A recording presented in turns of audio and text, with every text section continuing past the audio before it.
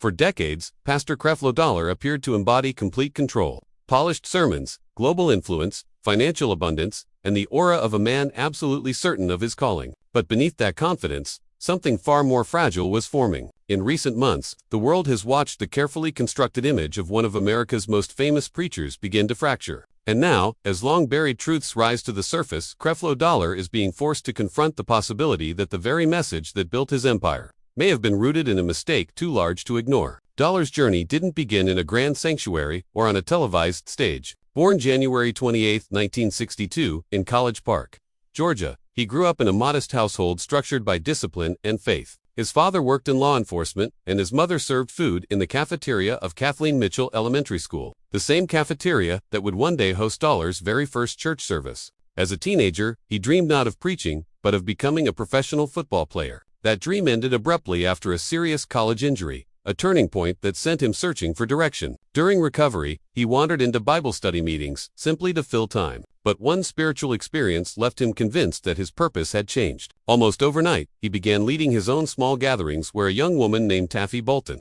his future wife, was among the first to attend. After earning his degree in educational therapy, he took a job helping patients with learning challenges. Yet, the pull toward ministry became too strong to resist. In 1986, he launched World Changers Ministries inside the school cafeteria where his mother once worked. Only 8 people showed up that first morning, but Dollar's bold, encouraging preaching ignited rapid growth. Within a few years, his teachings reached across Georgia, and soon a defining theme began shaping his rise: the prosperity gospel. Dollar preached that faith, spoken declarations, and generous giving, particularly tithing, opened the door to wealth, success, and divine favor. To many struggling families, this message felt like a lifeline. By the early 1990s, his congregation grew so quickly that he renamed it World Changers Church International, followed by radio and TV broadcasts that carried his sermons worldwide. With growing fame came monumental expansion. In 1995, the World Dome, an 8,500-seat sanctuary costing nearly $20 million,